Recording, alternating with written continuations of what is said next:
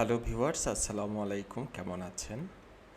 আমি Abdur Razzaq, digital VAT coach, founder of VATCONS BD আপনাদের সাথে আছি।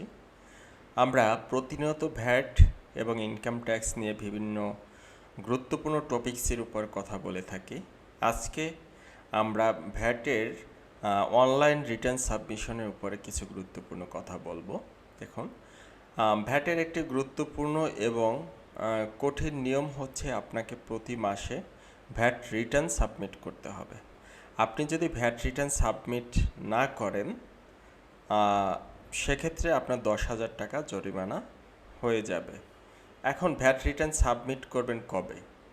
ভ্যাট রিটার্ন সাবমিট করার জন্য বলে দেওয়া হয়েছে প্রতি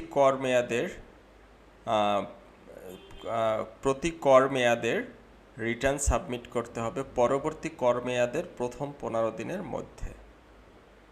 তো এখন আসেন কর মেয়াদ। ভ্যাট বা ভ্যালু অ্যাডেড ট্যাক্সের ক্ষেত্রে প্রতিটি ইংরেজি মাসই হচ্ছে এক একটি কর মেয়াদ। অর্থাৎ আমরা যদি কর মেয়াদ বলি সেক্ষেত্রে আমরা এটাকে বলতে পারি যে মাস, প্রতি মাসের ভ্যাট রিটার্ন। তাহলে প্রতি মাসের ভ্যাট রিটার্ন সাবমিট করতে হবে পরবর্তী মাসের 15 তারিখের ভিতরে। আইনে বলা আছে আপনি অনলাইন কিংবা ম্যানুয়াল পদ্ধতিতে ভ্যাট রিটার্ন সাবমিট করতে পারবেন। তো ভ্যাট রিটার্ন সাবমিট করার ক্ষেত্রে খুবই গুরুত্বপূর্ণ বিষয় যেটা আমরা অনেক সময় বুঝে না বুঝে ভুল করে থাকি, সেটা হচ্ছে নির্দিষ্ট কর মেয়াদে, অর্থাৎ যে কর মেয়াদের রিটার্নটা আপনি সাবমিট করবেন ওই কর মেয়াদে আপনার যত ধরনের ট্রানজ্যাকশন হয়েছে, পারচেস, সেলস, সব কিছুই কিন্তু আপনি রিটার্নে দেখাবেন। তো আপনার যদি পারচেস থাকে সেটাও রিটার্নে দেখাবেন, যদি সেলস থাকে সেটাও রিটার্নে দেখাবেন। অনেক সময় যে ধরনের ঘটনা ঘটে থাকে আমরা বাকিতে বিক্রি করি, তো সেক্ষেত্রে আমরা অনেক সময় মনে করে থাকি হয়তো যেদিন আমি টাকাটা পাবো সেদিন আমি দেখাবো, কিন্তু এটি একটি ভুল ধারণা।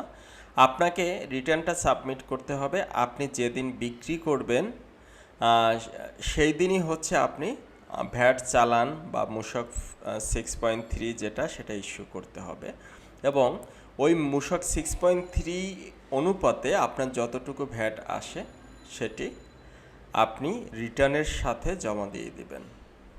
তো এই হচ্ছে বিষয়। তো অনেকে মনে করেন যে আমি তো আসলে বিক্রি করলাম, টাকা পাইলাম না, কিন্তু আমি পকেট থেকে কেন দেব?